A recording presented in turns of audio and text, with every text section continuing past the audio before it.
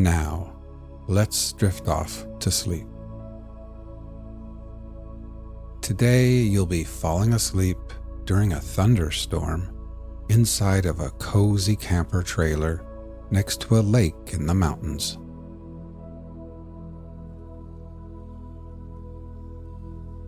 Imagine you are feeling exhausted, hot, and sweaty as you return to your camper.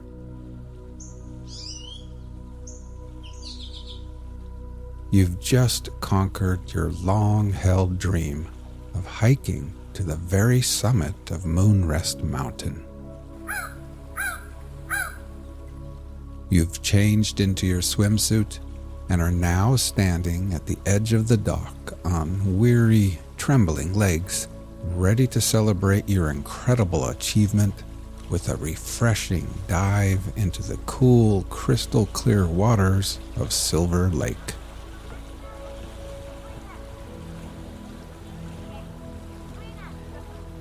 With your arms raised above your head and ready to dive in, you glance at the slow-moving dark clouds on the horizon.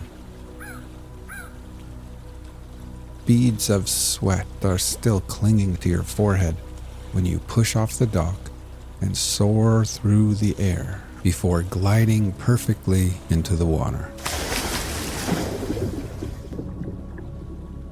The crisp, cool water envelops you, gently massaging your entire being. You can almost taste the clean, mineral freshness of the water as it washes away all the sweat, dust, and grime from your skin.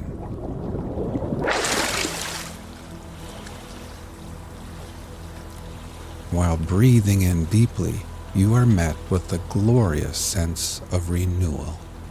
You feel utterly refreshed and rejuvenated.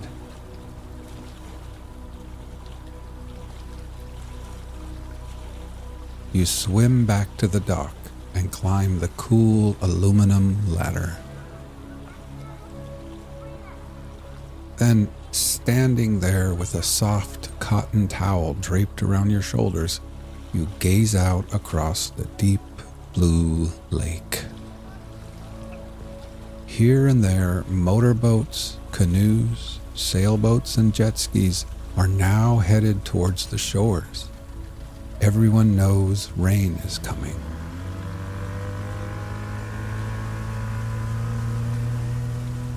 Kids wearing life vests and learning how to water ski are hoisted back into boats, and the small, colorful sails of dinghies flutter in the breeze as their little suntanned captains point them back towards land. Now, all toweled off and feeling a little bit chilled, you walk barefoot back to your camper ahead of the rain.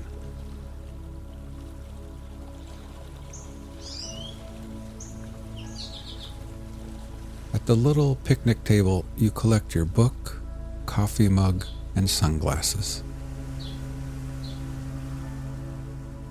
You gather up other items and place them into a plastic tote.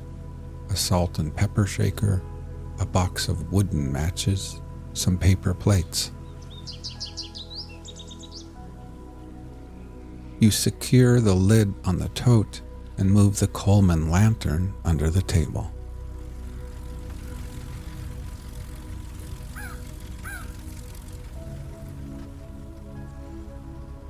At the fire pit, you fold up your camping chair and tuck it below the protective cover of a tall ponderosa pine. Then you return to your camper, open the door, and step inside.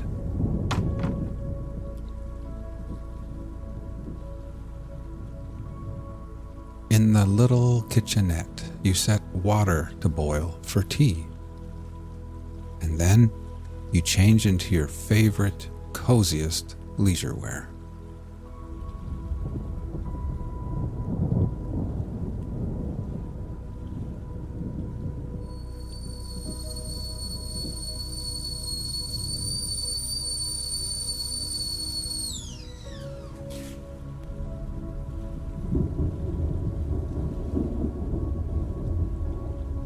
while the hot tea steeps, you settle at the quaint table and gaze out the window, watching as boats reach the shore and families hurry off to their campers and tents and cabins.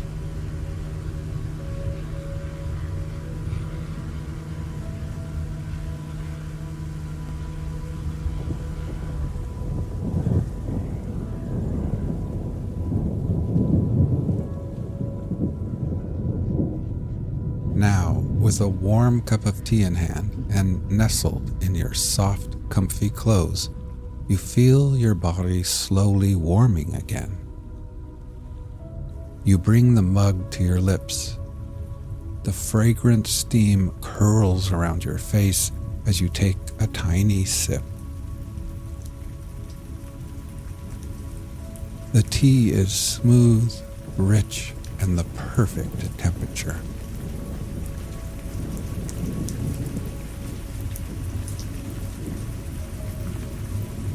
You take a bigger sip, and the tea flows down to your core, melting away the chill from the lake. A rush of warmth spreads throughout your body, like a wave of little goosebumps, and you're suddenly filled with a sense of deep accomplishment, peace, and satisfaction.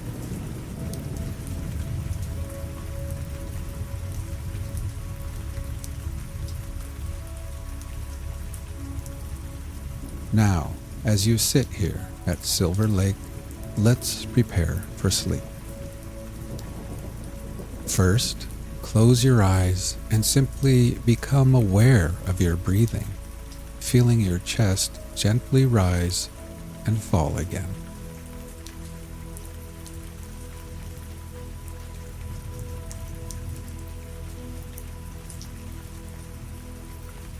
Next, let's take a few deeper breaths. We will slowly fill our lungs with the cool, sweet scent of pine trees and that fresh mountain air. And then, after holding briefly, we will let it all go and exhale. Ready? Breathe in deeply, hold for 3, 2, 1, and then exhale.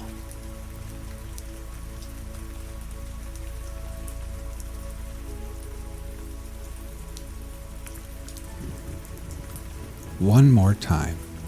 Breathe in deeply, hold for 3, 2, 1, and exhale.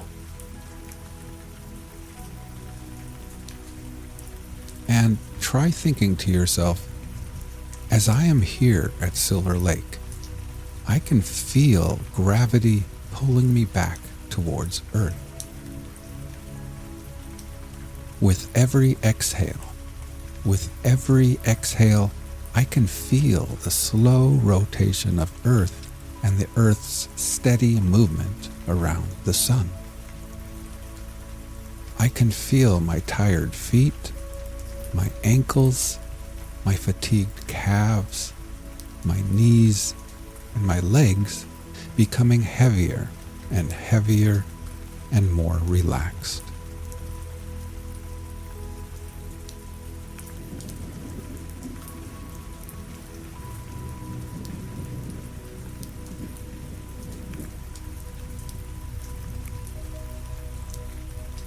You finish the last sip of your perfect tea, and then you pick up a little pencil and notebook resting on the table. With them in hand, you make your way to the sleeping nook at the other end of the camper, where you collapse heavily into the soft, wide bed.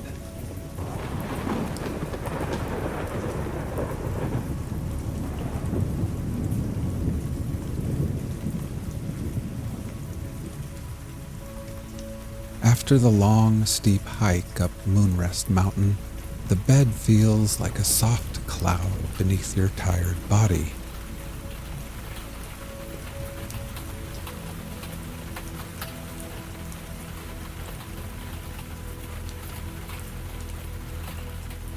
The little windows by the bed are cracked open, and your nostrils catch the pleasant scent of fresh rain on pine needles and moss.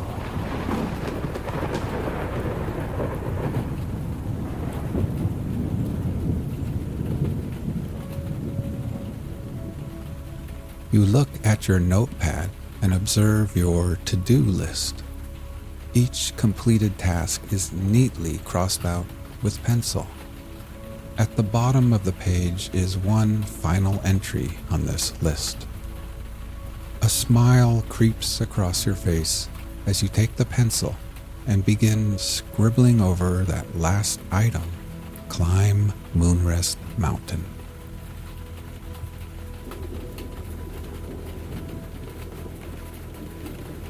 You set the notepad aside, thinking how perfect everything feels at this moment. You've completed everything you set out to do here. Tomorrow holds no obligations, and for now, everything is done, finished, and complete. You have earned this wonderful moment of absolute peace.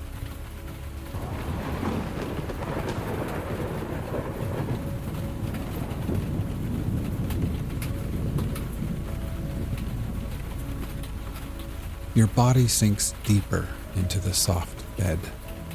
Every muscle relaxes from the tips of your fingers to the soles of your tired feet as you surrender to the peace and calm and take in the rich mountain air.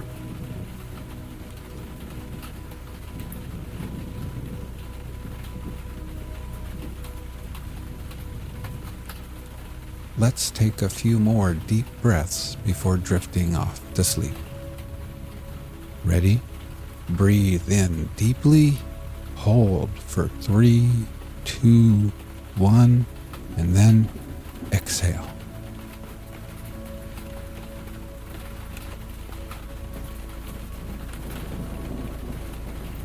One more time. Breathe in deeply, hold for 3, 2, 1, and exhale.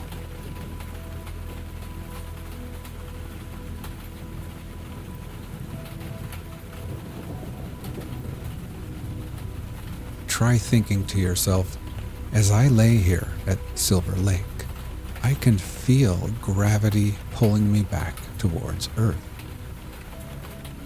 With every exhale, I experience my body feeling heavier and heavier and more relaxed.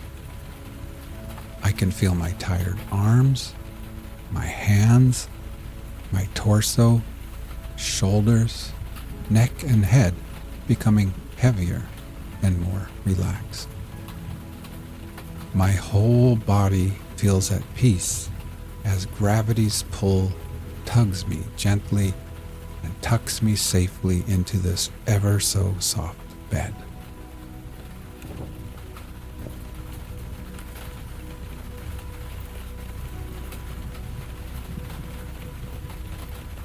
Now, feeling oh so satisfied, safe, accomplished, rejuvenated, sleepy, and happy, you reach over to a little transistor radio, tune it to your favorite station, then lay back and close your eyes.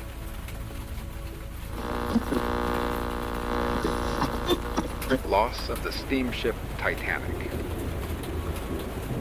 Report of a formal investigation into the circumstances attending the foundering on April 15, 1912, of the British steamship Titanic of Liverpool after striking ice in or near latitude 41 degrees 46 minutes north, longitude 50 degrees 14 minutes west, North Atlantic Ocean, whereby loss of life ensued. Section 7. Finding of the Court. It is now convenient to answer the 26 questions submitted by the Board of Trade. 1. When the Titanic left Queenstown on or about April 11th last? A.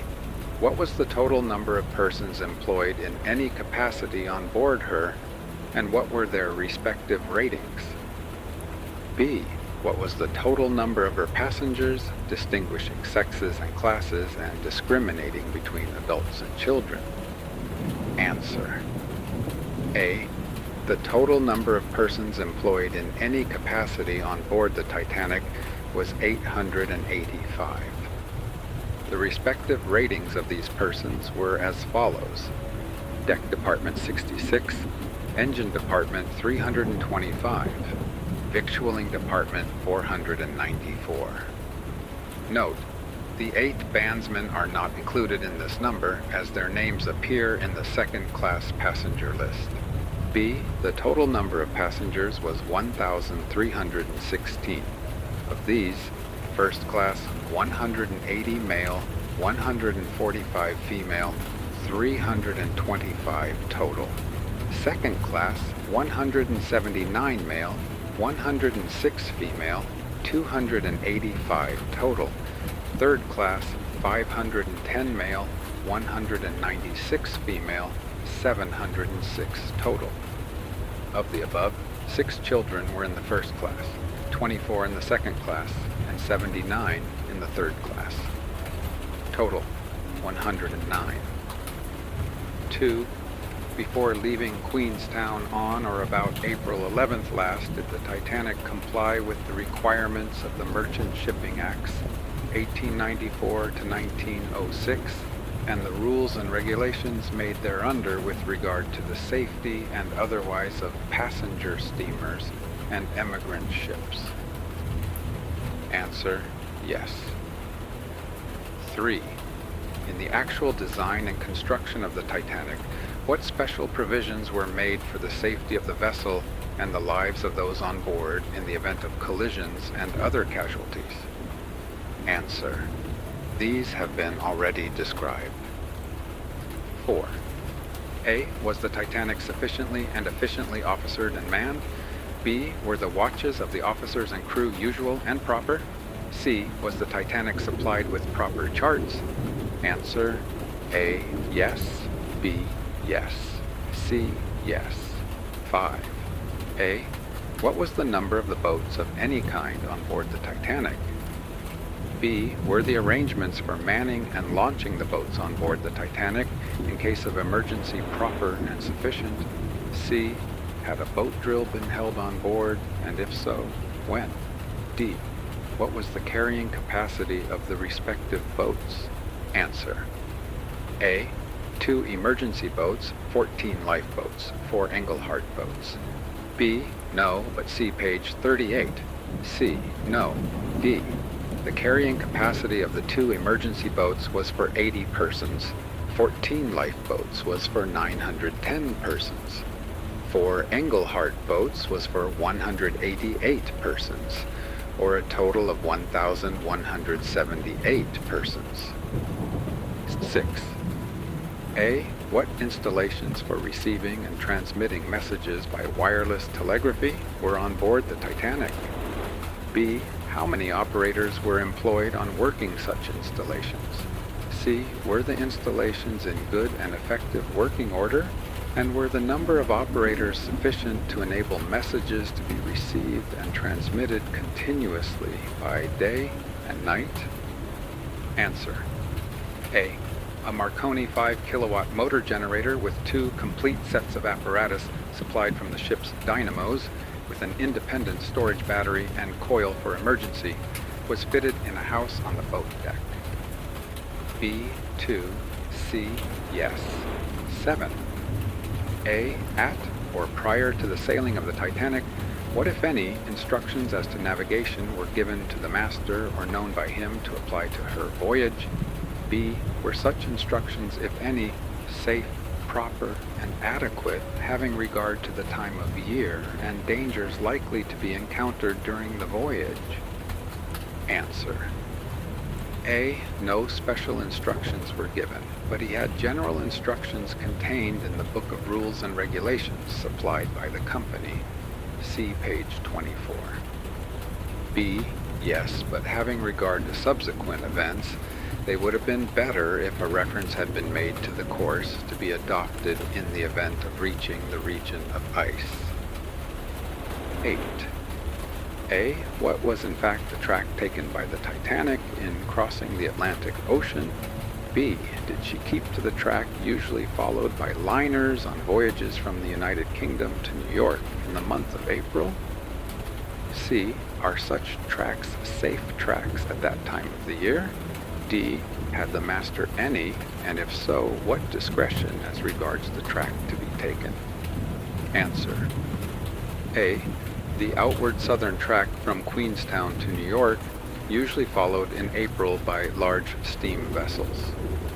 See page 24. B.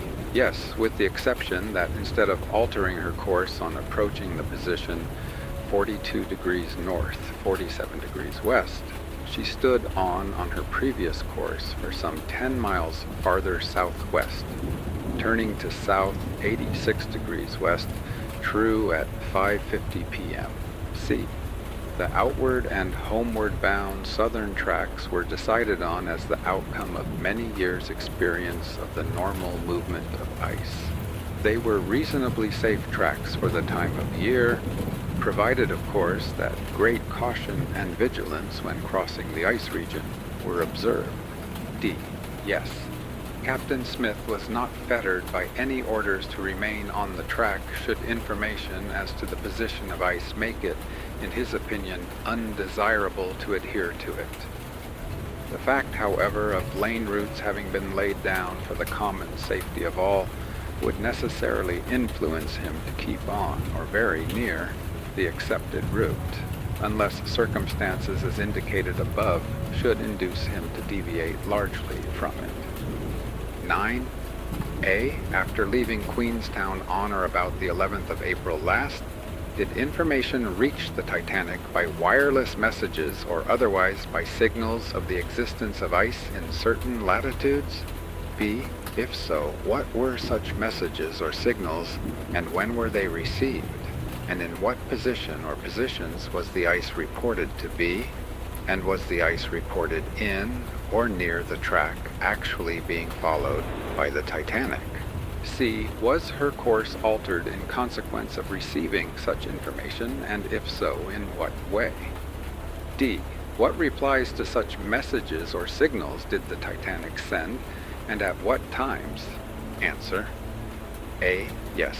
B. See particulars of ice messages already set out, pages 26 through 28. C. No. Her course was altered as herein before described, but not in consequence of the information received as to ice. D. The material answers were: at 12:55 p.m. steamship Titanic to Commander Baltic. Thanks for your message and good wishes. Had fine weather since leaving. Smith. At 1:26 p.m. steamship Titanic to Captain Coronia. Thanks for message and information. Have had variable weather throughout. Smith. 10. A. If at the times referred to in the last preceding question or later the Titanic was warned of or had reason to suppose she would encounter ice, at what time might she have reasonably expected to encounter it? B. Was a good and proper lookout for ice kept on board? C. Were any, and if so, what directions given to vary the speed? If so, were they carried out? Answer. A. At, or even before, 9:30 p.m. ship's time, on the night of the disaster. B. No.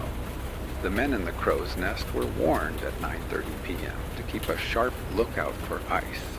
The officer of the watch was then aware that he had reached the reported ice region, and so also was the officer who relieved him at 10 p.m.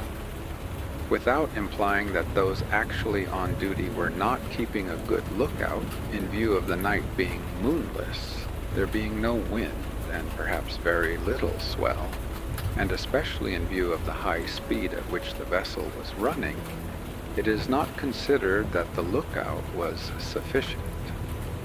An extra lookout should, under the circumstances, have been placed at the stem head, and a sharp lookout should have been kept from both sides of the bridge by an officer. C. No directions were given to reduce speed. 11. A. Were binoculars provided for and used by the lookout men? B. Is the use of them necessary or usual in such circumstances? C. Had the Titanic the means of throwing searchlights around her? D. If so, did she make use of them to discover ice? E. Should searchlights have been provided and used? Answer: A. No. B. No. C. No. D. No. E. No. But searchlights may at times be of service. The evidence before the court does not allow of a more precise answer. 12. A. What other precautions were taken by the Titanic in anticipation of meeting ice? B. Were they such as are usually adopted by vessels being navigated in waters where ice may be expected to be encountered? Answer: A. Special orders were given to the men in the crow's nest to keep a sharp lookout for ice, particularly small ice and growlers. The fore-scuttle hatch was closed to keep everything dark before the bridge. B. Yes, though there is evidence to show that some masters would have placed a lookout at the stem head of the ship. 13. A. Was ice seen and reported by anybody on board the Titanic before the casualty occurred? B. If so, what measures were taken by the officer on watch to avoid it? C. Were they proper measures and were they promptly taken? Answer: A. Yes, immediately before the collision. B. The helm was put hard a starboard and the engines were stopped and put full speed astern. C. Yes. 14. A. What was the speed of the Titanic shortly before and at the moment of the casualty? B. Was such speed excessive under the circumstances? Answer: A. About 22 knots. B. Yes. 15. A. What was the nature of the casualty which happened to the Titanic at or about 11:45 p.m. on April 14th last? B. In what latitude and longitude did the casualty occur? Answer: A. A collision with an iceberg which pierced the starboard side of the vessel in several places below the waterline between the forepeak tank and number 4 boiler room. B. In latitude 41 degrees 46 minutes north, longitude 50 degrees 14 minutes west. 16. A. What steps were taken immediately on the happening of the casualty? B. How long after the casualty was its seriousness realized by those in charge of the vessel? C. What steps were then taken? D. What endeavors were made to save the lives of those on board and to prevent the vessel from sinking? Answer: A. The 12 watertight doors in the engine and boiler rooms were closed from the bridge. Some of the boiler fires were drawn and the bilge pumps abaft number 6 boiler room were started. B. About 15 to 20 minutes. C and D. The boats were ordered to be cleared away. The passengers were roused and orders given to get them on deck, and life belts were served out. Some of the watertight doors, other than those in the boiler and engine rooms, were closed. Marconigrams were sent out asking for help. Distress signals, rockets, were fired and attempts were made to call up by Morse a ship whose lights were seen. 18 of the boats were swung out and lowered, and the remaining 2 floated off the ship and were subsequently utilized as rafts. 17. Was proper discipline maintained on board after the casualty occurred? Answer: yes. 18. A. What messages for assistance were sent by the Titanic after the casualty and at what times, respectively? B. What messages were received by her in response and at what times, respectively? C. By what vessels were the messages that were sent by the Titanic received? And from what vessels did she receive answers? D. What vessels other than the Titanic sent or received messages at or shortly after the casualty in connection with such casualty? E. What were the vessels that sent or received such messages? F. Were any vessels prevented from going to the assistance of the Titanic or her boats owing to messages received from the Titanic or owing to any erroneous messages being sent or received? G. In regard to such erroneous messages, from what vessels were they sent and by what vessels were they received, and at what times respectively? A, B, C, D, and E are answered together. F. Several vessels did not go owing to their distance. G. There were no erroneous messages. 10:25 p.m. New York time, 12:15 a.m. Titanic time. La Provence receives Titanic distress signals. Mount Temple heard Titanic sending CQD, says require assistance, gives position. Cannot hear me. Advise my captain his position 41.46 north, 50.24 west. Cape Race hears Titanic giving position on CQD 41.44 north, 50.24 west. 10:28 p.m. New York time, 12:18 a.m. Titanic time. Ipiranga hears CQD from Titanic. Titanic gives CQD here. Position 41.44 north, 50.24 west. Require assistance. Calls about 10 times. 10:35 p.m. New York time, 12:25 a.m. Titanic time. CQD call received from Titanic by Carpathia. Titanic said, "Come at once. We have struck a berg. It's a CQD. OM. Position 41.46 north, 50.14 west." Cape Race hears MGY. Titanic give corrected position 41.46 north, 50.14 west. Calling him. No answer. 10:36 p.m. New York time, 12:25 a.m. Titanic time. MGY. Titanic says CQD. Here corrected position 41.46 north, 50.14 west. Require immediate assistance. We have collision with iceberg, sinking. Can nothing hear for noise of steam. Sent about 15 to 20 times to Ipiranga. 10:37 p.m. New York time, 12:27 a.m. Titanic time. Titanic sends following. I require assistance immediately. Struck by iceberg in 41.46 north, 50.14 west. 10:40 p.m. New York time, 12:30 a.m. Titanic time. Titanic gives his position to Frankfurt and says, "Tell your captain to come to our help. We are on the ice." Coronia sent CQ message to MBC, Baltic, and CQD.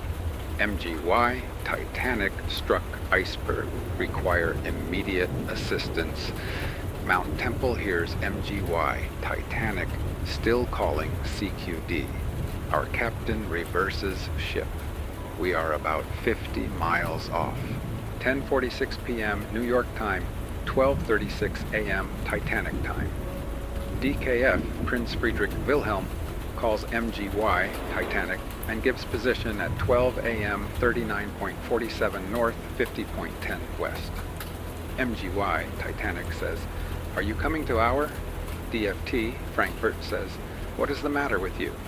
MGY, Titanic, "We have collision with iceberg. Sinking. Please tell captain to come." DFT, Frankfurt says, "Okay, we'll tell." 10:48 p.m. New York time, 12:38 a.m. Titanic time. Mount Temple hears Frankfurt give MGY, Titanic, his position. 39.47 north, 52.10 west. 10:55 p.m. New York time, 12:45 a.m. Titanic time. Titanic calls Olympic SOS. 11 p.m. New York time, 12:50 a.m. Titanic time. Titanic calls CQD and says, "I require immediate assistance, position 41.46 north, 50.14 west, received by Celtic." 11:03 p.m. New York time, 12:53 a.m. Titanic time, Coronia to MBC, Baltic, and SOS, MGY, Titanic CQD, in 41.46 north, 50.14 west. wants immediate assistance. 11:10 p.m. New York time, 1 a.m. Titanic time. MGY gives distress signal. DDC replies. MGY's position 41.46 north, 50.14 west. Assistance from DDC not necessary, as MKC shortly afterwards answers distress call.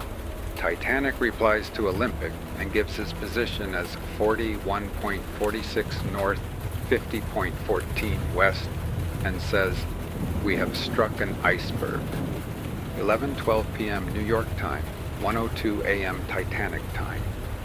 Titanic calls Asian and said, "Want immediate assistance?" Asian answered at once and received Titanic's position as 41.46 north, 50.14 west, which he immediately takes to the bridge. Captain instructs operator to have Titanic's position repeated. Virginian calls Titanic but gets no response. Cape Race tells Virginian to report to his captain that Titanic has struck iceberg and requires immediate assistance. 11:20 p.m. New York time, 1:10 a.m. Titanic time. Titanic to MKC, Olympic. We are in collision with berg, sinking head down, 41.46 north, 50.14 west. Come soon as possible. Titanic to MKC, Olympic. Captain says, "Get your boats ready. What is your position?" 11:25 p.m. New York time, 1:15 a.m. Titanic time. Baltic to Caronia. Please tell Titanic we are making toward her. 11:30 p.m. New York time, 1:20 a.m. Titanic time. Virginian hears MCE, Cape Race, inform MGY, Titanic, that we are going to his assistance. Our position 170 miles north of Titanic. 11:35 p.m. New York time, 1:25 a.m. Titanic time. Caronia tells Titanic, "Baltic coming to your assistance." Olympic sends position to Titanic 4:24 a.m. GMT, 40.52 north, 61.18 west. Are you steering southerly to meet us? Titanic replies, "We are putting the women off in the boats." Titanic and Olympic work together.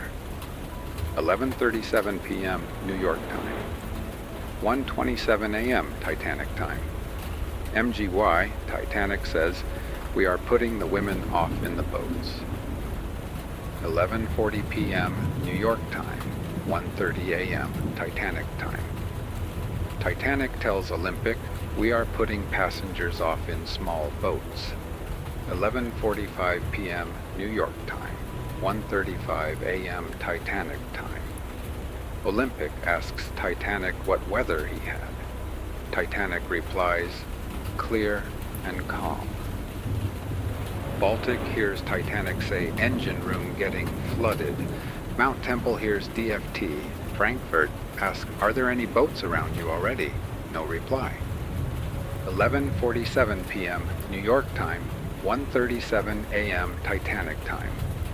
Baltic tells Titanic, "We are rushing to you." 11:50 p.m. New York time, 1:40 a.m. Titanic time. Olympic to Titanic. Am lighting up all possible boilers as fast as can. Cape Race says to Virginian, "Please tell your captain this.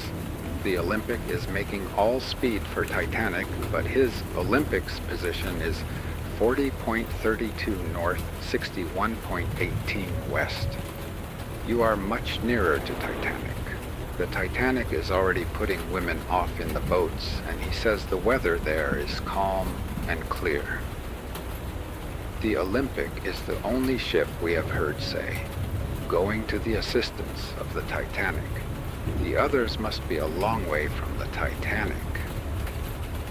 11:55 p.m. New York time, 1:45 a.m. Titanic time. Last signals heard from Titanic by Carpathia. Engine room full up to boilers. Mount Temple hears DFT. Frankfurt calling MGY. Titanic. No reply. 11:57 p.m. New York time, 1:47 a.m. Titanic time. Coronia hears MGY, Titanic, though signals unreadable still. 11:58 p.m. New York time, 1:48 a.m. Titanic time. Asian heard Titanic call SOS. Asian answers Titanic but receives no answer. Midnight New York time, 1:50 a.m. Titanic time. Coronia hears Frankfurt working to Titanic. Frankfurt, according to position 172 miles from MGY, Titanic, at time first SOS is sent out. 12:05 a.m. New York time, 1:55 a.m. Titanic time. Cape Race says to Virginian, "We have not heard Titanic for about half an hour. His power may be gone." 12:10 a.m. New York time, 2 a.m. Titanic time. Virginian hears Titanic calling very faintly, his power being very greatly reduced. 12:20 a.m. New York time, 2:10 a.m. Titanic time. Virginian hears two V's signaled faintly in spark similar to Titanic's, probably adjusting spark. 12:27 a.m. New York time, 2:17 a.m. Titanic time. Virginian hears Titanic call CQ, but unable to read him. Titanic's signals end very abruptly as power suddenly switched off. His spark rather blurred or ragged, called MGY, Titanic, and suggested he should try emergency set, but heard no response. 12:30 a.m. New York time, 2:20 a.m. Titanic time. Olympic, his signals strong, asked him if he had heard anything about MGY, Titanic. He says, "No, keeping strict watch, but hear nothing more from MGY, Titanic." No reply from him. 12:52 a.m. New York time. This was the official time the Titanic foundered 41.46 north, 50.14 west, as given by the Carpathia in message to the Olympic. About 2:20 a.m. 1:15 a.m. New York time. Virginian exchanges signals Baltic. He tries send us message for MGY, Titanic, but his signals died utterly away. 1:25 a.m. New York time. Mount Temple hears MPA. Carpathia, send, "If you are there, we are firing rockets." 1:35 a.m. New York time. Baltic sent one message to Virginian for Titanic. 1:40 a.m. New York time. MPA, Carpathia, calling MGY, Titanic. 1:58 a.m. New York time. SBA, Burma, thinks he hears Titanic, so sends, "Steaming full speed for you. Shall arrive you 6 in morning. Hope you are safe. We are only 50 miles now." 2 a.m. New York time. MPA, Carpathia, calling MGY, Titanic. Have not heard Titanic since 11:50 p.m. Received from Ipiranga. 2:28 a.m. New York time. La Provence to Celtic. Nobody has heard the Titanic for about 2 hours. 3:24 a.m. New York time. SBA, Burma, says we are 30 miles southwest off Titanic. 3:36 a.m. New York time. Celtic sends message to Coronia for the Titanic. Coronia, after trying for 2 hours to get through to the Titanic, tells the Celtic impossible to clear his message to Titanic. Celtic then cancels message. 3:45 a.m. New York time. Californian exchanges signals with MLQ, Mount Temple. He gave position of Titanic. 4:10 a.m. New York time. Californian receives message from MGN, Virginian. 5:05 a.m. New York time. Baltic signals MPA, Carpathia. 5:40 a.m. New York time. Parisian hears weak signals from MPA, Carpathia, or some station saying Titanic struck iceberg. Carpathia has passengers from lifeboats. Olympic Trajan, with German oil tank in tow for Halifax, asked what news of MGY, Titanic. Sends service later saying heard MGY, Titanic, very faint weakening. Race up to 10 p.m. local time. Finished calling SOS midnight. 6:05 a.m. New York time. Parisian Exchanges, TRs, Virginian OK. Informed Captain Haynes what I heard passing between ships regarding Titanic, and he decided not to return as MPA, Carpathia, was there, and Californian was 50 miles astern of us, but requested me to stand by in case required. 6:45 a.m. New York time. Mount Temple hears MPA, Carpathia, report rescued 20 boatloads. 7:07 a.m. New York time. Baltic sends following to Carpathia. Can I be of any assistance to you as regards taking some of the passengers from you? Will be in position about 4:30. Let me know if you alter your position. 7:10 a.m. New York time. Baltic in communication with MPA, Carpathia. Exchange traffic regarding passengers and get instructions to proceed to Liverpool. 7:15 a.m. New York time. Baltic turns round for Liverpool, having steamed 134 miles west toward Titanic. 7:40 a.m. New York time. Mount Temple hears MPA, Carpathia, call CQ, and say, "No need to STD by him, advise my captain, who has been cruising around the ice field with no result. Ship reversed." 7:45 a.m. New York time. Olympic sent message to owners New York via Sable Island saying have not communicated with Titanic since midnight. 7:55 a.m. New York time. Carpathia replies to Baltic, "Am proceeding to Halifax or New York full speed. You had better proceed to Liverpool. Have about 800 passengers on board." 8 a.m. New York time. Carpathia to Virginian. "We are leaving here with all on board about 800 passengers. Please return to your northern course." 19A. Was the apparatus for lowering the boats on the Titanic at the time of the casualty in good working order? B. Were the boats swung out, filled, lowered, or otherwise put into the water and got away under proper superintendence?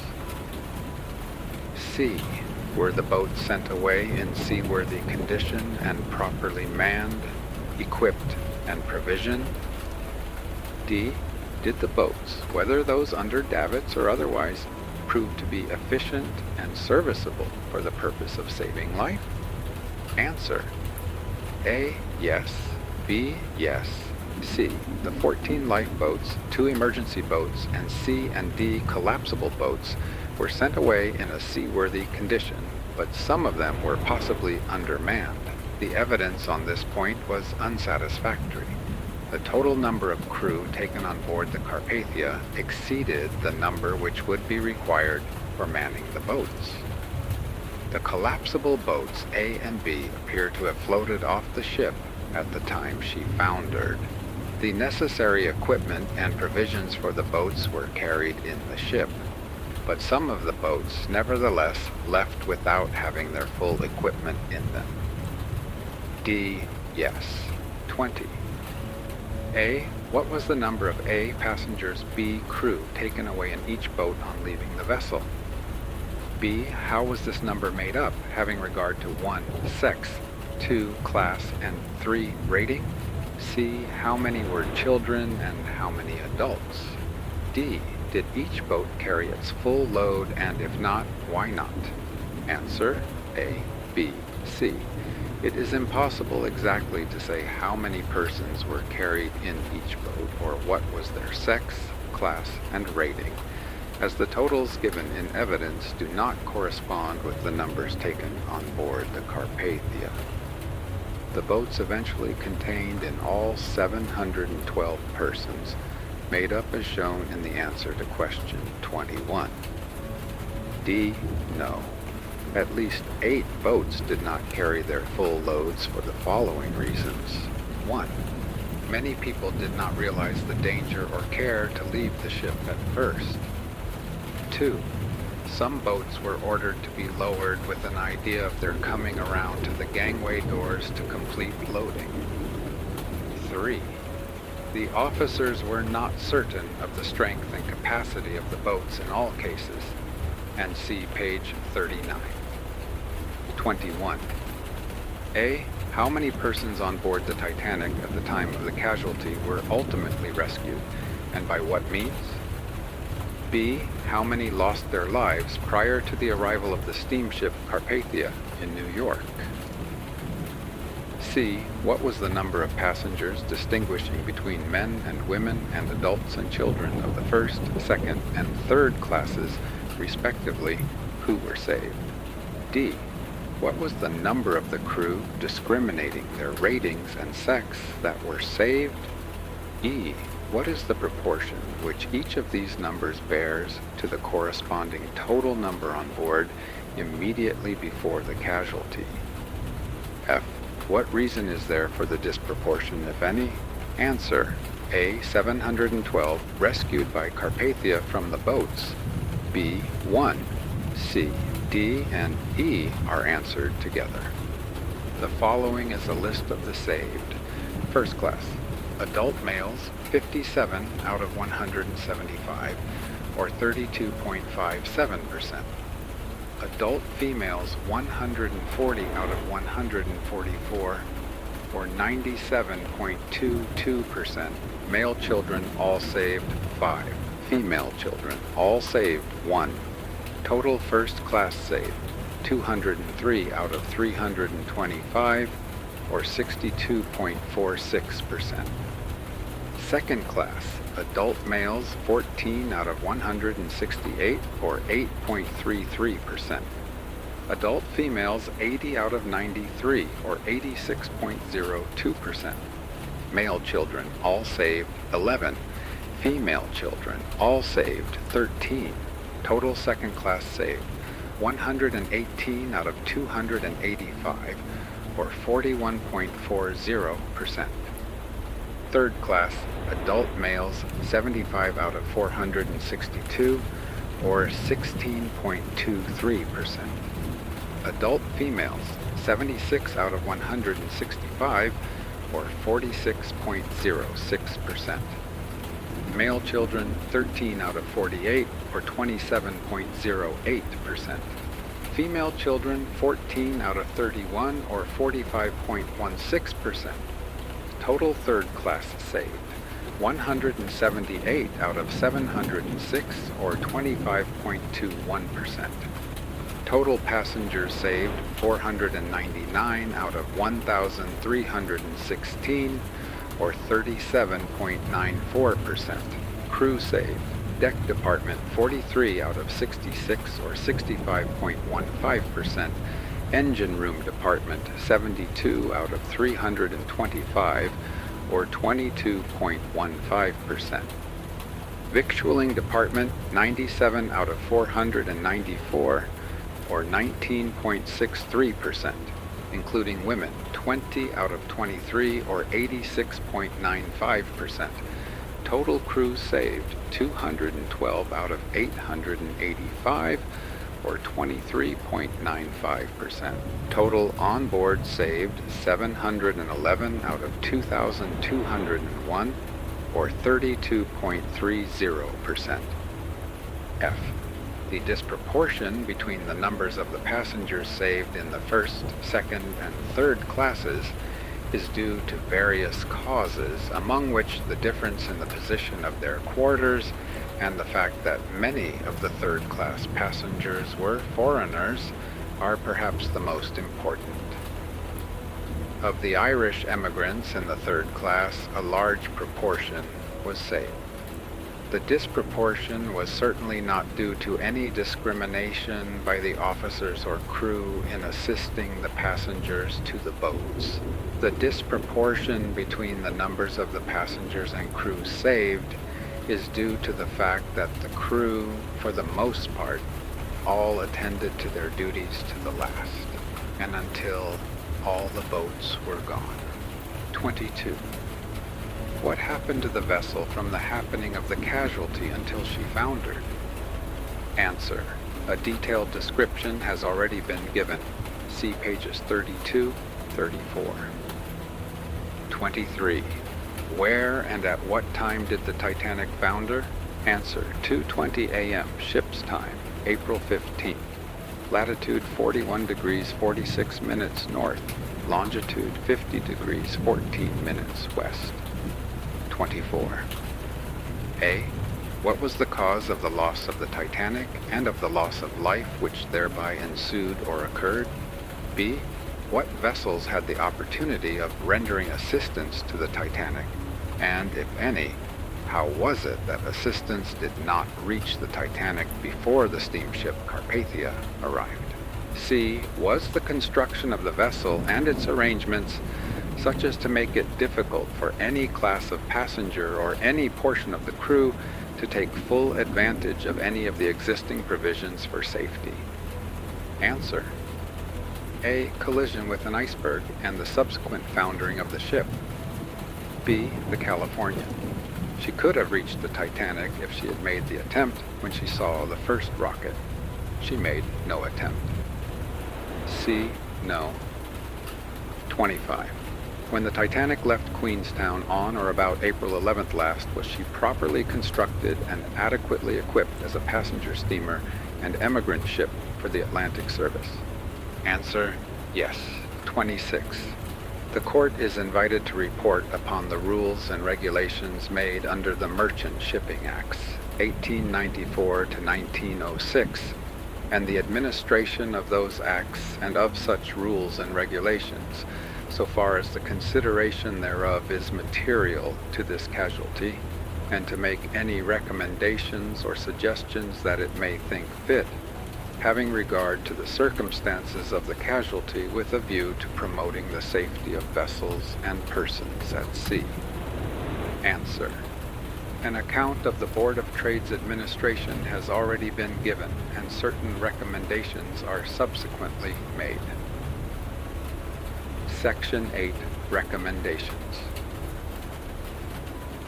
The following recommendations are made. They refer to foreign-going passenger and emigrant steamships. Watertight subdivision. 1. That the newly appointed Bulkhead Committee should inquire and report, among other matters, on the desirability and practicability of providing ships with A.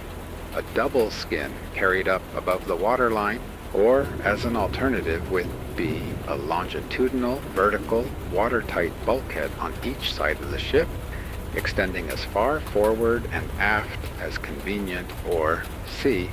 with a combination of A and B. Any one of the three, A, B, and C, to be in addition to watertight transverse bulkheads. 2. That the committee should also inquire and report as to the desirability and practicability of fitting ships with A. a deck or decks at a convenient distance or distances above the waterline, which shall be watertight throughout a part or the whole of the ship's length, and should in this connection report upon B. the means by which the necessary openings in such deck or decks should be made watertight, whether by watertight doors or watertight trunks, or by any other, and what means. 3.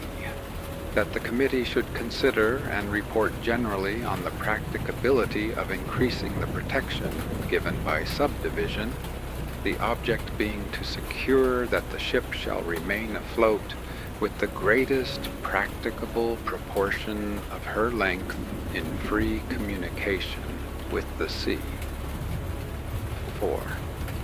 That when the committee has reported upon the matters before mentioned, the Board of Trade should take the report into their consideration, and to the extent to which they approve of it should seek statutory powers to enforce it in all newly built ships, but with a discretion to relax the requirements in special cases where it may seem right to them to do so. 5. That the Board of Trade should be empowered by the legislature to require the production of the designs and specifications of all ships in their early stages of construction, and to direct such amendments of the same as may be thought necessary and practicable for the safety of life at sea in ships. This should apply to all passenger-carrying ships. Lifeboats and rafts. 6. That the provision of lifeboat and raft accommodation on board such ships should be based on the number of persons intended to be carried in the ship and not upon tonnage. 7. That the question of such accommodation should be treated independently of the question of the subdivision of the ship into watertight compartments. This involves the abolition of Rule 12 of the Life-Saving Appliances Rules of 1902. 8. That the accommodation should be sufficient for all persons on board with, however, the qualification that in special cases where, in the opinion of the Board of Trade, such provision is impracticable, the requirements may be modified as the Board may think right. In order to give effect to this recommendation, changes may be necessary in the sizes and types of boats to be carried and in the method of stowing and floating them. It may also be necessary to set apart one or more of the boat decks exclusively for carrying boats and drilling the crew, and to consider the distribution of decks in relation to the passengers' quarters. These, however, are matters of detail to be settled with reference to the particular circumstance affecting the ship. 9. That all boats should be fitted with a protective continuous fender to lessen the risk of damage when being lowered in a seaway. 10. That the Board of Trade should be empowered to direct that one or more of the boats be fitted with some form of mechanical propulsion. 11. That there should be a Board of Trade regulation requiring all boat equipment under Sections 5 and 6, page 15, of the rules dated February 1902, made by the Board of Trade under Section 427, Merchant Shipping Act 1894, to be in the boats as soon as the ship leaves harbor. The sections quoted above should be amended so as to provide also that all boats and rafts should carry lamps and pyrotechnic lights for purposes of signaling. All boats should be provided with compasses and provisions, and should be very distinctly marked in such a way as to indicate plainly the number of adult persons each boat can carry when being lowered. 12. That the Board of Trade inspection of boats and life-saving appliances should be of a more searching character than hitherto. Manning the boats and boat drills. 13. That in cases where the deckhands are not sufficient to man the boats enough, other members of the crew should be men trained in boat work to make up the deficiency. These men should be required to pass a test in boat work. 14. That in view of the necessity of having on board men trained in boat work, steps should be taken to encourage the training of boys for the merchant service. 15. That the operation of Section 115 and Section 134A of the Merchant Shipping Act, 1894, should be examined with a view to amending the same so as to secure greater continuity of service than hitherto. 16. That the men who are to man the boats should have more frequent drills than hitherto. That in all ships a boat drill, a fire drill, and a watertight door drill should be held as soon as possible after leaving the original port of departure and at convenient intervals of not less than once a week during the voyage. Such drills to be recorded in the official log. 17. That the Board of Trade should be satisfied in each case before the ship leaves port that a scheme has been devised and communicated to each officer of the ship for securing an efficient working of the boats. General. 18. That every man taking a lookout in such ships should undergo a sight test at reasonable intervals. 19. That in all such ships a police system should be organized so as to secure obedience to orders and proper control and guidance of all on board in times of emergency. 20. that in all such ships there should be an installation of wireless telegraphy, and that such installation should be worked with a sufficient number of trained operators to secure a continuous service by night and day. In this connection, regard should be had to the resolutions of the International Conference on Wireless Telegraphy, recently held under the presidency of Sir H. Babington Smith, that where practicable a silent chamber for receiving messages should form part of the installation. 21. That instruction should be given in all steamship companies' regulations that when ice is reported in or near the track, the ship should proceed in the dark hours at a moderate speed or alter her course so as to go well clear of the danger zone. 22.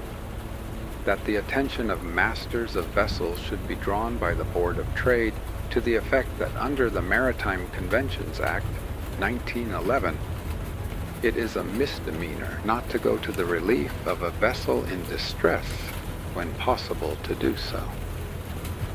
23. That the same protection as to the safety of life in the event of casualty which is afforded to emigrant ships by means of supervision and inspection should be extended to all foreign-going passenger ships.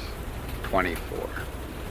That, unless already done, steps should be taken to call an international conference to consider, and as far as possible to agree upon a common line of conduct in respect of A, the subdivision of ships, B, the provision and working of life-saving appliances, C, the installation of wireless telegraphy and the method of working the same, D, the reduction of speed or the alteration of course in the vicinity of ice, and E, the use of searchlights. Mersey, Wreck Commissioner. We concur. Arthur Goff Calthorpe, A.W. Clark, F.C.A. Lyon, J.H. Biles, Edward C. Chaston, Assessors, July 30th, 1912.